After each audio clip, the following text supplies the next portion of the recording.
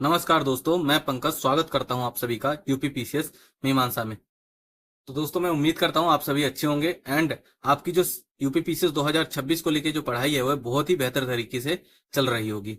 तो दोस्तों, थंबनेल से आपको आइडिया लग ही गया होगा कि आज हम किस टॉपिक के बारे में बात करेंगे, क्योंकि दोस्तों आप सभी के मुझे बार बार कमेंट आ रहे थे कि टेस्ट सीरीज पर वीडियो बनाइए कि हमें कौन सी टेस्ट सीरीज और कैसे उस टेस्ट सीरीज का प्रयोग अपनी तैयारी में करना है। ठीक है, तो ये ऐसे कमेंट मुझे बार बार आ रहे थे। हालांकि मैं इस टॉपिक पर वीडियो बनाने से बच रहा था, क्योंकि जैसे ही मैं इस टॉपिक पे वीडियो बनाता कि हमें कौन सी टेस्ट सीरीज लेनी है तो मुझे कुछ कोचिंग्स के नाम आपको बताने पड़ते। उन कोचिंग्स के नाम लेने से मैं बच रहा था।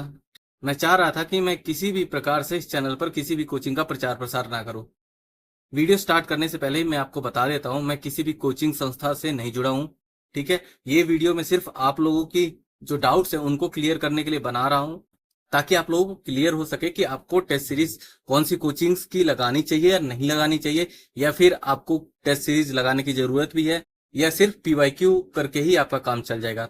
तो हम इन सभी क्वेश्चंस पर बात करेंगे, डिटेल से बात करेंगे। परंतु मैं आपको फिर कहूंगा, बार बार कहता रहूंगा कि आपको जो पीवाईक्यू है, ठीक है, उनकी आपको पूजा करना स्टार्ट कर देना चाहिए।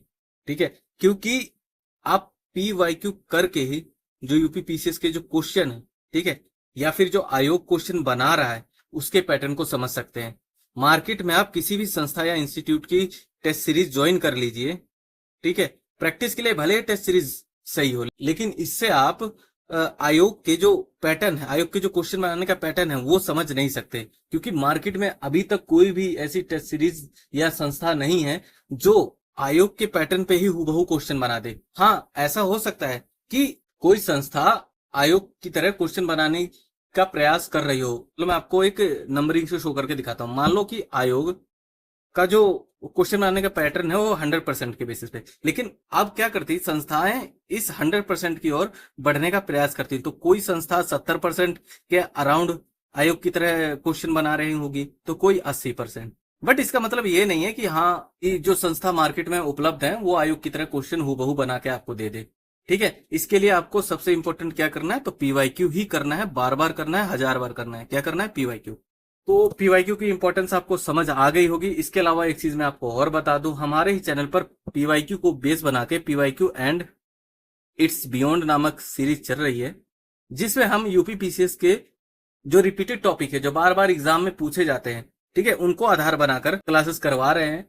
और उन क्लासेस की पीडीएफ आपको हमारे टेलीग्राम चैनल पर मिल जाएगी, जिसका लिंक आपको इसी वीडियो के डिस्क्रिप्शन में मिल जाएगा। ठीक है, तो आप चाहे उन वीडियोस या क्लासेस के माध्यम से अपना रिवीजन कर सकते हैं, और रिवाइज करने के लिए आप उन पीडीएफ को पढ़ सकते हैं जो आपको हमारे टेलीग्राम चैनल पर मिलेगी। तो चलो दोस्तों, बिना किसी देरी के हम आज के अपने इस टॉपिक पर बात करते हैं कि आपको कौन सी टेस्ट सीरीज लगानी चाहिए, और टेस्ट सीरीज को लगाने का जो प्रैक्टिकल तरीका होता है, जो सही तरीका होता है, जो अक्सर स्टूडेंट्स नहीं उस तरीके का उपयोग करते, सिर्फ टेस्ट लगाते हैं और टेस्ट लगा के आगे बढ़ जाते हैं, जो कि आपको नहीं करना। ठीक है, तो उस प्रैक्टिकल स्ट्रेटेजी के बारे में बात करेंगे जिसे मैंने खुद फॉलो किया है, और जिसे फॉलो करके मैं लगभग 146 मार्क्स तक पहुंचा हूं 2025 के प्री में। तो इस वीडियो में मैं आपके सारे डाउट्स क्लियर करने का प्रयास करूंगा, ताकि टेस्ट सीरीज से रिलेटेड जितने भी आपके डाउट्स हैं उन सबका समाधान हो जाए। तो चलिए दोस्तों, शुरू करते हैं आज का ये वीडियो। तो दोस्तों, हमें कौन सी टेस्ट सीरीज लगानी चाहिए, कौन सी टेस्ट सीरीज नहीं लगानी चाहिए, उस पर बात करने से पहले मैं आपको बता दूं कि जो टेस्ट सीरीज जो होती है उसका एक्चुअली में उद्देश्य क्या होता है, यानी कि उसका जो ऑब्जेक्टिव जो होता है वह क्या होता है, हमें टेस्ट सीरीज क्यों लगानी चाहिए। ठीक है, क्योंकि कई स्टूडेंट ना या एस्पिरेंट इस गलत धारणा में रहते हैं, इल्यूजन में रहते हैं कि टेस्ट देने से ही सिलेक्शन हो जाता है। हाँ, कि हम टेस्ट लगाएंगे और टेस्ट में जो क्वेश्चन होते हैं, टेस्ट में जो आपको क्वेश्चन देखने को मिलेंगे वो हूबहू आपको एग्जाम में मिल जाएंगे। हो सकता है कि आपको इक्का दुक्का क्वेश्चन दिख भी जाए। अगर मान लो आपने 30 टेस्ट सीरीज लगाई है, ठीक है, सब में 150-50 क्वेश्चन है, ठीक है, तो अब जब आप इतने टेस्ट लगा लेते हैं तो हो सकता है कि 4-5 क्वेश्चन आपको यूपीपीसीएस प्री 2026 का एग्जाम होगा वहां पर आपको देखने को मिल जाएंगे। बट इससे आप ये एजम्पशन लगा लेना कि हाँ, टेस्ट सीरीज से ही क्वेश्चन आते हैं, ये बिल्कुल ही सही नहीं होगा, ये बिल्कुल ही गलत अवधारणा है। अब जो स्टूडेंट क्या करना होता है, इसी मोड में रहते हैं कि हाँ, टेस्ट देने से सिलेक्शन होता है, यहाँ टेस्ट से क्वेश्चन आते हैं, तो ऐसे स्टूडेंट क्या करते हैं दोस्तों, अपने पास कई कोचिंग्स, कई इंस्टीट्यूट जो होते हैं ना, उनके टेस्ट सीरीज अपने पास जमा कर लेते हैं, और लगभग उनके पास 100 के आसपास टेस्ट सीरीज जमा हो जाती है। ऐसे में क्या होता है, ना वो इन टेस्ट सीरीज को सही से लगा पाते हैं, और ना ही इन टेस्ट सीरीज का सही से एनालिसिस करते हैं, और ना ही वो रिवीजन कर पाते हैं। रिजल्ट क्या होता है दोस्तों इसका, एट द एंड वो एस्पिरेंट प्री फेल करते हैं। और ये प्री जब फेल कर लेते हैं तो इनका ना सिर्फ 1 साल बर्बाद होता है, अपितु टोटल 2 साल बर्बाद हो जाता है। कितने? 2 साल बर्बाद होते हैं। कैसे 2 साल बर्बाद होते हैं ये भी मैं आपको बता देता हूं। अब मान लो यूपीपीसीएस 2026 का जो प्री का एग्जाम है वो 6 दिसंबर को होने वाला है, ठीक है। अब जो 6 दिसंबर को एग्जाम होगा, जो एस्पिरेंट अगर ये एग्जाम फेल करते हैं ना, अगर ये एग्जाम फेल करते हैं यूपीपीसीएस प्री का जो कि 6 दिसंबर को होने वाला है, तो दोस्तों जो नेक्स्ट एग्जाम होगा, यानी कि यूपीपीसीएस का जो अगला एग्जाम कंडक्ट होगा प्री का, वह कब होगा? तो वह कंडक्ट होगा 2027 में। और अब ये 2027 का जो एग्जाम का जो फाइनल रिजल्ट आएगा ना दोस्तों, तो इसका फाइनल रिजल्ट 2028 में आएगा।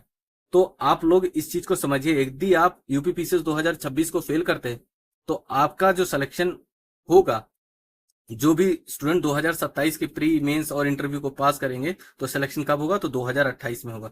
यानी कि टोटली 2 साल बर्बाद होंगे आपके, ठीक है। यदि आप इस प्री को पास कर लेते हैं, प्री के बाद मेंस क्वालिफाई कर लेते हैं, और मेंस क्वालिफाई करने के बाद इंटरव्यू भी क्वालिफाई कर लेते हैं, तो आपका सिलेक्शन नेक्स्ट ईयर ही हो जाएगा, यानी कि 2027 में ही हो जाएगा।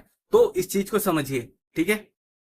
रिवीजन मोस्ट इंपॉर्टेंट है, और हजारों टेस्ट सीरीज इकट्ठा करके या हजारों क्वेश्चन जमा करके आप एग्जाम क्वालिफाई नहीं कर सकते। आपको रिवीजन करना ही होगा, इसके लिए आपको लिमिटेड टेस्ट सीरीज ही देनी होगी। अब बात करते हैं ऐसे स्टूडेंट की जो सक्सेस होते हैं, ठीक है, जो एग्जाम को क्वालिफाई करते हैं।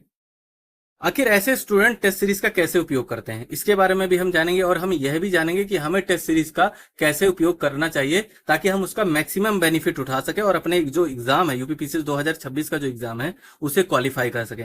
तो दोस्तों करना क्या होता है, जो टेस्ट आप मार्केट से परचेज करते हैं, भले ही वो XYZ हो, ठीक है, फर्क नहीं पड़ता, ठीक है, क्योंकि कोई भी मार्केट में ऐसी टेस्ट सीरीज अब तक नहीं बनी जो आयोग के पैटर्न पे क्वेश्चन बना दे हूबहू, ठीक है, मात्रा का फर्क हो सकता है, याद रखना। तो आपको सिर्फ टेस्ट परचेस नहीं करना है या फिर टेस्ट बाय करके सिर्फ टेस्ट भर लगा नहीं लेना, उसका एनालिसिस करना है। एनालिसिस कैसे करना है मैं आपको आगे बताऊंगा, ठीक है। आपको यह भी बताऊंगा कि आपको कौन सी टेस्ट सीरीज बाय करनी चाहिए या नहीं करनी चाहिए, सब पर हम बात करेंगे, लेकिन एंड में फैसला आपको ही लेना होगा। मैं आपको नहीं बता दूंगा कि हाँ कि आपको ये कोचिंग का टेस्ट सीरीज ही बाय करना चाहिए। मैं ऑप्शन आपके सामने दे दूंगा, डिसीजन आपको ही लेना होगा। आगे बढ़ने से पहले एक चीज पर और बात कर लेते हैं। आप में से कुछ स्टूडेंट ऐसे होंगे जो बड़ी बड़ी सिटीज में रह रहे होंगे, लाइक दिल्ली रह रहे होंगे, ठीक है, या फिर कुछ लोग प्रयागराज रह रहे होंगे। तो कुछ स्टूडेंट ऐसे होंगे जो मेन सिटीज में रह के तैयारी कर रहे होंगे, लेकिन कुछ स्टूडेंट ऐसे भी होंगे जो गांव में रह के तैयारी कर रहे होंगे, ठीक है। अब जो स्टूडेंट गांव वाला है और जो स्टूडेंट शहर वाला है, तो अब इस गांव वाले स्टूडेंट के पास उतनी सुविधाएं तो नहीं होंगी कि जितनी शहर वाले के पास है। तो जो भी स्टूडेंट शहर में रह रहे हैं या सिटीज में रह रहे हैं, अगर उनकी फाइनेंशियल कंडीशन बेटर है तो उन्हें हमेशा ऑफलाइन टेस्ट सीरीज ही ज्वाइन करनी चाहिए, ठीक है। वो ना ऑनलाइन के चक्कर में पड़े और ना ही घर पे लाके जो टेस्ट सीरीज मार्केट से परचेज कर लेते हैं उस चक्कर में पड़े। अगर आपकी फाइनेंशियल कंडीशन अच्छी है, याद रखना, अगर आपकी फाइनेंशियल जो कंडीशन है ना वो अच्छी, तब आपको जो ऑफलाइन टेस्ट सीरीज है वो परचेज कर लेना चाहिए। बट अगर मान लो कोई सिटी का स्टूडेंट है और उसकी फाइनेंशियल कंडीशन अच्छी नहीं, तो इसका मतलब ये नहीं है कि वो ऑफलाइन टेस्ट सीरीज परचेज नहीं करेगा तो उसका सिलेक्शन नहीं होगा। मैं आपको बता दूं, मैंने भी कभी ऑफलाइन टेस्ट सीरीज परचेज नहीं की है, ठीक है। हमेशा मैंने मार्केट से टेस्ट सीरीज परचेज किए हैं और रूम पर लाकर उन टेस्ट सीरीज को डेडिकेटली 2 आवर के अंदर लगाया है, और उसी टाइम पीरियड पे लगाया है जिस टाइम पे आयोग हमारा पेपर कराता है, ठीक है। तो दोस्तों जिन स्टूडेंट्स की फाइनेंशियली कंडीशन अच्छी नहीं है, तो उनमें डिपेंड ये करता है कि वो सीरियस कितने, ठीक है। अगर वो सीरियस है अपने एग्जाम को लेके और डेडिकेटली 2 घंटे बैठ के टेस्ट सीरीज लगा सकते हैं, तो मार्केट से टेस्ट सीरीज को परचेज कर सकते हैं और रूम पर लाकर लगा सकते हैं मेरी तरह। बट हाँ, जिसकी फाइनेंशियल कंडीशन अच्छी है तो उसे ऑफलाइन टेस्ट की ओर बढ़ना चाहिए।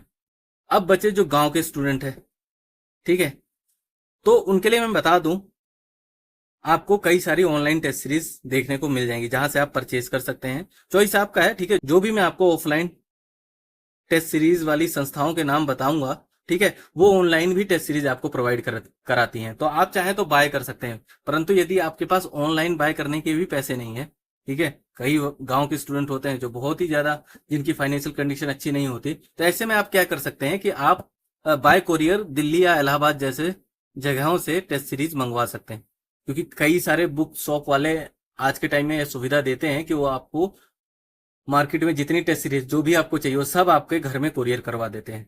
तो आप इस स्टेप को फॉलो कर सकते हैं। तो मैंने आपको बता दिया शहर के स्टूडेंट क्या कर सकते हैं और गांव के स्टूडेंट क्या कर सकते हैं टेस्ट सीरीज को ज्वाइन करने के लिए। तो चलो अब बात करते हैं कि आपको कौन सी टेस्ट सीरीज ज्वाइन करना चाहिए एंड आपको उस टेस्ट सीरीज को ज्वाइन करने के लिए किन किन पैरामीटर को देखना चाहिए। हमेशा इस चीज को याद रखना दोस्तों कि आपको हजारों प्रश्नों का ढेर नहीं इकट्ठा करना, ठीक है।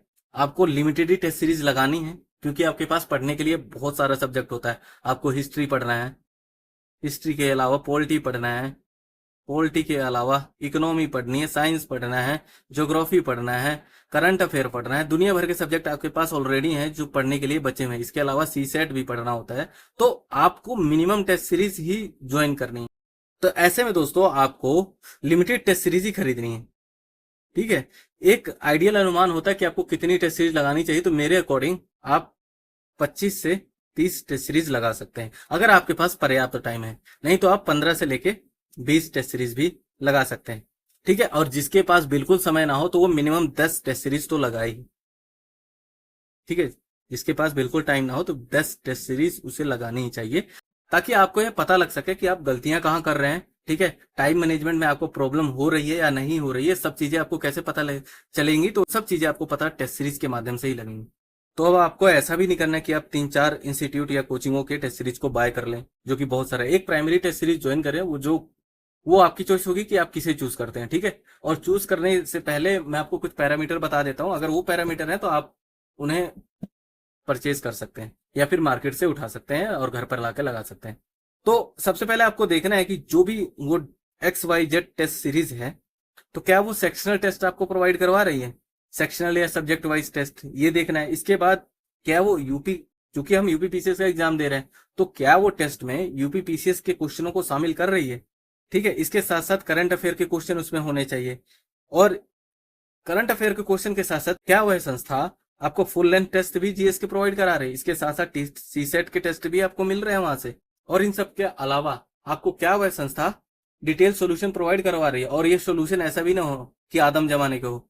ये जो सोल्यूशन है वह करंट ओरिएंटेड होना चाहिए, ठीक है, अपडेटेड हो।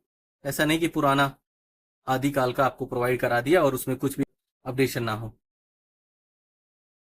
तो ये सब चीजें तो होनी ही चाहिए। इसके अलावा आपको यह भी चेक करना है कि वो जो संस्था है उसके जो क्वेश्चन है क्या वह आयोग के पैटर्न पर आपको नजर आ रहे हैं, ठीक है। इसका पता आपको कैसे लगेगा। तो आप जब किसी भी संस्था में जाते हैं तो उनकी आप एक टेस्ट सीरीज देख सकते हैं या मार्केट में जाके देख सकते हैं, ठीक है, कि सीरीज के जो क्वेश्चन है क्या वो आयोग के जैसे दिख रहे हैं आपको। अब आप सोचेंगे कि हमें कैसा पता लगेगा कि जो ये संस्था XYZ है, ठीक है, उसके जो क्वेश्चन है वो आयोग के पैटर्न पे है।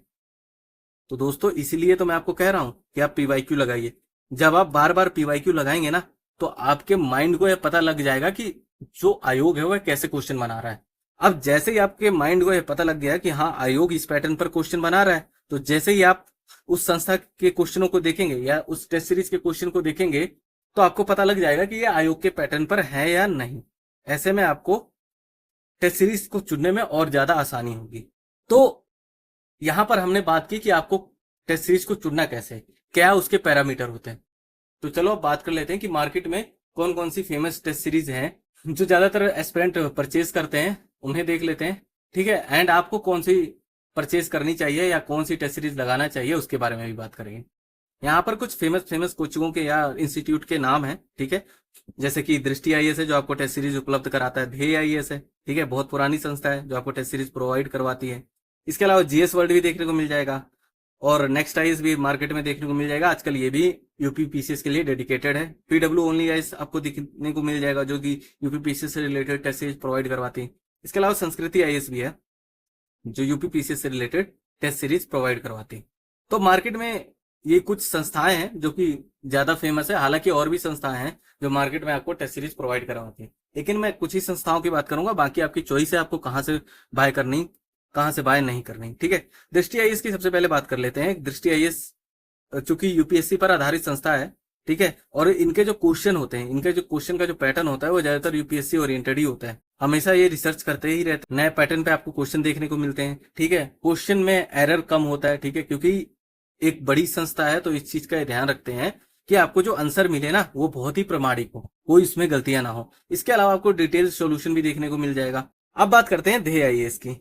ध्येय आईएएस बहुत ही पुरानी संस्था है और यूपीपीसीएस के लिए डेडिकेटली काम भी कर रही है। ठीक है, इनके पास एक अच्छा खासा एक्सपीरियंस है यूपीपीसीएस को लेके, और ये स्टैटिक क्वेश्चन के अलावा भी यूपी स्पेशल क्वेश्चन भी आपको टेस्ट सीरीज में उपलब्ध करवाते हैं, इवन करंट अफेयर के भी क्वेश्चन भी उपलब्ध कराते हैं।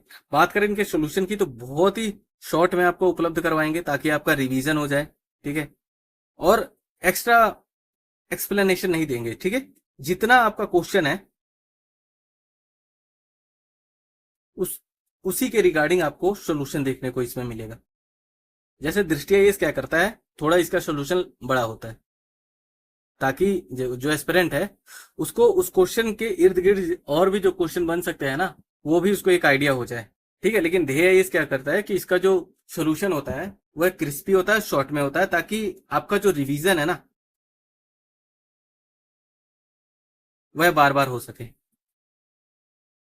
हालांकि मैं फिर बता दे रहा हूं, मुझे किसी भी कोचिंग से कोई लेना देना नहीं है। ठीक है, आप लोगों के कमेंट आए थे मेरे पास, बार बार कमेंट आ रहे थे, इसीलिए मैं इस टॉपिक पे वीडियो लेके आया हूं, वरना मैं इस टॉपिक पे वीडियो लाने वाला ही नहीं था। अब बात कर लेते हैं जीएस वर्ल्ड की। तो जीएस वर्ल्ड भी आपको एक बेटर टेस्ट सीरीज प्रोवाइड करवाती है। ठीक है, क्योंकि ये भी यूपीपीसीएस के लिए काफी समय से लगी हुई है। कॉन्सेप्चुअल सवालों के साथ साथ ये आपको फैक्चुअल सवाल भी उपलब्ध करवाते हैं। इसके अलावा मार्केट में आपको नेक्स्ट आईएएस भी देखने को मिल जाएगा, आप इनकी टेस्ट सीरीज भी बाय कर सकते हैं, या फिर पीडब्ल्यू जो संस्था है उनकी भी टेस्ट सीरीज बेटर होती है, ठीक ठाक होती है, आप इन्हें भी बाय कर सकते हैं। ठीक है, और संस्कृति आईएएस भी आपको देखने को मिल जाएगा, संस्कृति आईएएस उनकी भी आप टेस्ट सीरीज बाय कर सकते हैं। मैं फिर बता दूं, जितनी भी संस्थाएं हैं ना सबकी टेस्ट सीरीज लगभग एक जैसी ही होती है। ठीक है, बस 19-20 का अंतर होता है, ज्यादा फर्क नहीं होता। तो प्लीज इस भ्रम से बाहर निकलिए। कहीं आपको लग रहा होगा कि आप किसी पर्टिकुलर संस्था की जो टेस्ट सीरीज है वो ज्वाइन कर लेंगे और जो आपका यूपीपीसीएस जो प्री का एग्जाम है 2026 में जो होना है वह क्वालिफाई हो जाएगा, तो ऐसा कभी नहीं होगा। क्योंकि मैं आपको ये बात फिर बता दे रहा हूं, जितनी भी संस्थाएं हैं ना सभी की टेस्ट सीरीज लगभग एक जैसी ही होती है। नाम मात्र अंतर होता है जो मैंने आपको बता दिया है, 19-20 का ही आपको अंतर देखने को मिलेगा। तो आप अपने अकॉर्डिंग कोई भी टेस्ट सीरीज ज्वाइन कर सकते हैं। मैं किसी भी एक पर्टिकुलरली टेस्ट सीरीज को आपको ज्वाइन करने के लिए नहीं कहूंगा। तो आप मार्केट में जाइए, इन टेस्ट सीरीज के क्वेश्चन को देखिए, जो भी मैंने आपको टेस्ट सीरीज बताई हुई है। ठीक है, सभी अपने आप में बेटर है, ऐसा नहीं कोई किसी से कम है, सभी आपको ऑथेंटिक ही सोल्यूशन प्रोवाइड कराते हैं। तो आप मार्केट में जाइए, उन सभी जो टेस्ट सीरीज हैं जो भी मैंने आपको बताई है उनके क्वेश्चन को देखिए, और यदि लगता है कि हाँ इसके क्वेश्चन आयोग के पैटर्न से मैच हो रहे हैं तो आप उस टेस्ट सीरीज को बाय कर सकते हैं। तो ये आपके ऊपर डिपेंड करता है कि आपको कौन सी टेस्ट सीरीज बाय करनी है या परचेज करनी है। ठीक है, क्योंकि आप सभी यूपीपीसीएस की तैयारी कर रहे हैं, इतना मैं मान के चलता हूं कि सबकी जो उम्र है वो 21 साल से ऊपर की होगी। तो इतना तो तय है कि आप सभी सोचने समझने वाले प्राणी हैं, तभी तो यूपीपीसीएस की तैयारी कर रहे हैं। तो प्लीज ये डिसीजन आप स्वयं ले कि आपके लिए क्या बेटर रहेगा। चीज को आप गांठ बांध लीजिए, यदि आप अपने डिसीजन खुद नहीं लेंगे ना तो हमेशा जो आपके डिसीजन है ना वो दूसरा लेगा, और दूसरा डिसीजन जो लेगा वो जरूरी नहीं है आपके लिए सही हो। तो इसलिए मैं फिर से कहूंगा, आप मार्केट जाइए, क्वेश्चन को देखिए, और जिस टेस्ट सीरीज के क्वेश्चन आपको आयोग के पैटर्न पे दिखे उस टेस्ट सीरीज को आप ले लीजिए, कोई प्रॉब्लम नहीं होगी। चलो बात कर लेते हैं कि आपको टेस्ट सीरीज को लगाना कैसे। ऐसे आप टेस्ट सीरीज को अटेम्प्ट करें जिससे आपके मैक्सिमम मार्क्स बने और आप एग्जाम को क्वालिफाई कर सकें। ओके, तो मैं आपको एक बात बता दूं, और वो बात मैं बार बार कहता हूं, चाहे मेरी ये वीडियो हो चाहे मेरी दूसरी वीडियो, जहां पर भी मैंने टेस्ट सीरीज की बात की है हमेशा इन बातों को मैंने रखा है आपके सामने। इस चीज को आप गांठ बांध लीजिए, जब भी आप टेस्ट सीरीज लगाएं उससे पहले टेस्ट सीरीज के लिए एक नोटबुक जरूर लगाएं, जो आपकी एरर बुक कहलाती है। ठीक है, उसे जरूर लगाना है। अब ये जो नोटबुक है ना, इसमें आपको ये नहीं करना है कि आपने मान लो टेस्ट लगाए और टेस्ट में आपने 150 क्वेश्चन लगाए, अब ये 150 के 150 क्वेश्चन इस नोटबुक में नहीं लिख देना है। ठीक है, मैं आपको बताऊंगा कि आपको इन टेस्ट में क्या क्या लिखना है। इसमें लिखना क्या है आपको, इसमें सिर्फ आपको अपनी कमजोरियां लिखनी। ठीक है, जो जो आपके वीक पोर्शन है उनके बारे में लिखना है, या टेस्ट में जो आप गलतियां करते हैं उनके बारे में लिखना है, वो गलतियां क्यों हो रही है उन सबको इसी नोटबुक में लिखना है। ठीक है, एंड में क्या होगा ना, यही नोटबुक आपकी रिवीजन बुक बन जाएगी, जिसे आप बार बार रिवाइज करके ना एग्जाम में बहुत अच्छा परफॉर्म कर सकते हैं, याद रखना। तो अब यहां लिखना क्या है, तो मान लो आप कोई टेस्ट लगा रहे हैं, ठीक है, टेस्ट पहले ही मान लो आपने लगाया। तो अब उस टेस्ट में जो बार बार गलतियां हो रही है ना, जब आप उस टेस्ट को एनालाइज करेंगे तो आप देखेंगे कि जब आप क्वेश्चन अटेम्प्ट कर रहे हैं तो आपसे कुछ गलतियां बार बार हो रही हैं। मान लो कि क्वेश्चन में नहीं दे रखा है, ठीक है, इनकरेक्ट पूछा हुआ है और आपने उसे करेक्ट पढ़ लिया है। तो अब ये जानते हुए कि ये क्वेश्चन में इनकरेक्ट पूछा है लेकिन आगे भी आपका ध्यान नहीं रहता, तो इस चीज को आपको लिख लेना है, ठीक है। लिखने से क्योंकि वो दिमाग में हमारे रच बस जाता है, तो यदि लिख लेंगे तो हो सकता है कि वो गलती आगे से ना हो। तो जो बार बार गलतियां आप करते हैं टेस्ट सीरीज में उनको लिख लेना है। इसके अलावा जो आपको न्यू इन्फॉर्मेशन मिलेंगी आपके नोट्स के अलावा उस टेस्ट सीरीज में, ठीक है, उस चीज को आपको इसी नोटबुक में लिख लेना है। और जिन फैक्टों में आप बार बार कंफ्यूज होते हैं, ठीक है, उनको भी आपको इसी नोटबुक में आपको शामिल कर लेना है। और जो पीवाईक्यू से जुड़ी बातें हैं या इन्फॉर्मेशन है, ठीक है, उनको भी आपको इसी रिवीजन जो नोटबुक आपकी बन रही है उसमें शामिल कर लेना है। और जो जो भी गलतियां आप कर रहे हैं, माइनर से माइनर गलती, ठीक है, सब चीजें आप इसी नोटबुक में लिख लेना। 90% जो एस्पेरेंट है ना, मेरी इस चीज को फॉलो नहीं करेंगे, मुझे पता है, लेकिन फिर भी मैं आपको कह रहा हूं कि प्लीज इस चीज को फॉलो करिएगा। जिन जिन एस्पिरेंट ने इन सब चीजों को फॉलो किया है, ठीक है, उनका रिजल्ट अब तक आया है। मैंने भी इन चीजों को फॉलो किया था, तभी मेरा 2 बार प्री क्वालिफाई हुआ, ठीक है। तो चॉइस आपकी है, यदि आप इस चीज को फॉलो करेंगे तो मैं यकीन दिलाता हूं आपका रिजल्ट जरूर बनेगा, जो आपका प्री का जो एग्जाम है वो जरूर क्वालिफाई होगा। तो प्लीज इस प्रोसेस को फॉलो करें, आपको जरूर फायदा होगा। तो दोस्तों, यदि कोई स्टूडेंट ये सोचता है ना कि सिलेबस पूरा हो जाने के बाद टेस्ट लगाना चाहिए, तो मैं आपको एक बात बता दूं, ये सबसे बड़ा ट्रैप है। इस ट्रैप में बिल्कुल मत फंसना, ठीक है, क्योंकि सिलेबस आपका कभी खत्म नहीं होने वाला। तो आपको करना क्या है, या फिर आपको टेस्ट सीरीज कब से लगाना शुरू कर देना चाहिए। तो मैं आपको एक बात बताऊं, मान लीजिए आपने कोई सब्जेक्ट उठाया, एग्जाम्पल के लिए हम यहाँ पॉलिटी ले लेते हैं, और पॉलिटी के आपने मान लो 2 या 3 चैप्टर पढ़ लिए। अब ऐसा भी नहीं करना कि हाँ पहले पॉलिटी पूरा खत्म हो जाए उसके बाद आपको टेस्ट सीरीज लगाना है, ठीक है। पॉलिटी का सिलेबस पूरा खत्म करने के चक्कर में नहीं पढ़ना है, ठीक है, मतलब खत्म तो करना है, पर ऐसा नहीं करना कि हाँ पहले पॉलिटी का पूरा सिलेबस खत्म कर ले उसके बाद टेस्ट सीरीज लगाएंगे। ऐसे में आपको बहुत देर हो जाएगी, ठीक है। पॉलिटी के चैप्टर वाइज टॉपिक पढ़ने ही, और जब आप चैप्टर वाइज पढ़ रहे होंगे ना, उसी के साथ साथ आपको एमसीक्यू लगाने, ठीक है। एमसीक्यू आप किसके लगा सकते हैं, पीवाईक्यू लगा सकते हैं इसके लिए, ठीक है। पीवाईक्यू के लिए आप घटना चक्र पढ़ सकते हैं, और पीवाईक्यू के साथ साथ आपको तुरंत सेक्शनल टेस्ट भी देना चाहिए, ठीक है। यानी कि पॉलिटी पढ़ रहे हैं आप, पॉलिटी का मान लो पहला चैप्टर पढ़ा आपने, फर्स्ट चैप्टर पढ़ा, ठीक है, यानी वो कुछ भी हो सकता है, ठीक है, मैं आपको यहाँ चैप्टर पढ़ाने नहीं जा रहा हूं। अब उस चैप्टर को जब आप पढ़ लेंगे तो उस चैप्टर से रिलेटेड पीवाईक्यू पढ़ना है, जो मैंने आपको बता दिया है। अब जब आप चैप्टर और पीवाईक्यू पढ़ लेंगे ना, तो फिर क्या करना है कि आपको सेक्शनल टेस्ट की ओर जाना है, ठीक है, जिसमें पूरा सिलेबस कवर ना किया गया हो, जिसमें कुछ टॉपिक कवर किए गए हो जो आपने पढ़ लिए।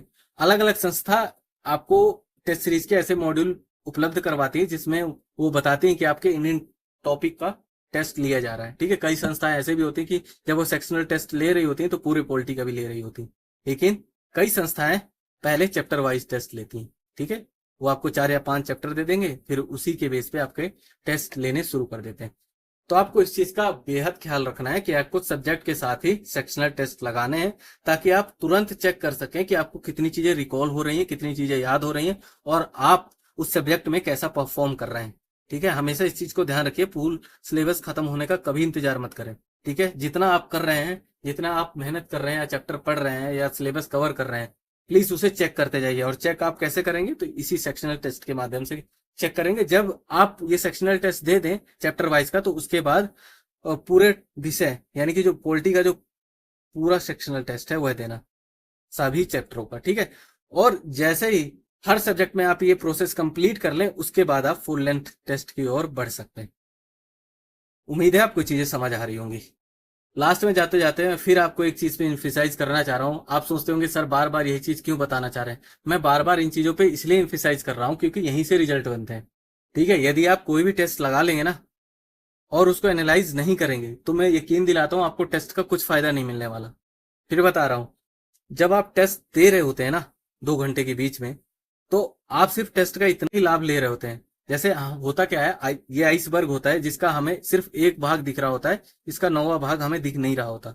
उसी प्रकार जो टेस्ट है ना, यदि हम टेस्ट लगा के छोड़ देते हैं तो उसका हम सिर्फ एक पार्टी यानी कि एक हिस्से का ही लाभ ले पाते हैं, उस टेस्ट का हम पूरा लाभ नहीं ले पाते हैं, ठीक है। यदि आपको पूरा लाभ चाहिए तो आपको इसका डिटेल में एनालिसिस करना ही पड़ेगा, कि आप गलतियां कहाँ कर रहे हैं, ठीक है, मिस्टेक हो रही है तो क्यों हो रही है, चीजें रिकॉल हैं आपको या नहीं हो रहा है, ठीक है। जब आप डिटेल से 2-3 घंटे बैठ के उसका सॉल्यूशन पढ़ेंगे और अपनी गलतियों को एनालाइज करेंगे, तब जाके एक्चुअल में जो टेस्ट है उसका आप फायदा उठा पाएंगे। और उसका फायदा कहाँ मिलेगा आपको, तो एग्जाम में मिलेगा, ठीक है। फिर चाहे वो टाइम मैनेजमेंट का हो या फिर गलतियों को लेके हो, ठीक है, गलतियों को लेके हो, क्योंकि जो आप सिली मिस्टेक यहाँ टेस्ट सीरीज में कर रहे होंगे वो मिस्टेक आपकी फाइनल जो एग्जाम होगा ना उसमें नहीं होंगी। तो इसलिए मैं कह रहा हूं आप टेस्ट लगाइए, ठीक है, लेकिन उससे भी ज्यादा इंपॉर्टेंट है टेस्ट का एनालिसिस करना। अगर आप टेस्ट को एनालाइज नहीं कर रहे हैं तो प्लीज टेस्ट लगाने की कोई जरूरत नहीं, साफ साफ कह रहा हूं, क्योंकि उस टेस्ट को लगाने का कोई मतलब नहीं है। तो यदि आप टेस्ट को लगाते हैं तो प्लीज उसका एनालिसिस जरूर करें, उसे एनालाइज जरूर करें। और अपनी कमजोरी को जानने का सबसे असरदार तरीका यही है कि जो क्वेश्चन आपके गलत हो रहे हैं ना, उस क्वेश्चन में अपने से क्वेश्चन करिए कि यह क्वेश्चन मैंने गलत क्यों किया है। आपको खुद में खुद पता लग जाएगा कि आपकी उस क्वेश्चन में नॉलेज की कमी थी या सिली मिस्टेक थी या फिर आपने ओएमआर गलत भरा था या फिर आपने क्वेश्चन को ध्यान से नहीं पढ़ा था, ठीक है। इन सभी रीजनों के बारे में आपको कैसे पता चलेगा, जब आप गलत क्वेश्चन को एनालाइज करेंगे। और जैसे ही पता लग जाता है आपको अपनी कमी के बारे में तो उस पर काम करना आप शुरू कर दीजिए। उम्मीद है आपको मेरी बातें समझ आई होंगी। टेस्ट सीरीज कहां से लगाना है ये आपको खुद ही डिसाइड करना है, टेस्ट सीरीज कैसे लगाना है ये मैंने आपको बता ही दिया, बहुत डिटेल से बताया, इतने डिटेल से आपको कोई नहीं बताएगा।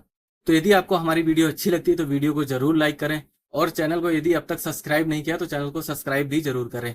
और जो दोस्त या सहपाठी आपके यूपी पीसीएस प्री 2026 का देना चाह रहे हैं और वो भी टेस्ट सीरीज को गलत तरीके से लगा रहे हैं या उन्हें टेस्ट सीरीज को लगाने का माध्यम नहीं पता, तो प्लीज उन तक इस वीडियो को जरूर पहुंचाइए ताकि उनकी भी हेल्प हो सके। चलिए दोस्तों, मिलते हैं अब नेक्स्ट वीडियो में, तब तक अपना ध्यान रखें, सुरक्षित रहें और इसी तरह पढ़ते रहें। और जो भी अपने डाउट हो प्लीज कमेंट सेक्शन में जरूर करें। तो मिलते हैं नेक्स्ट वीडियो में। जय हिंद।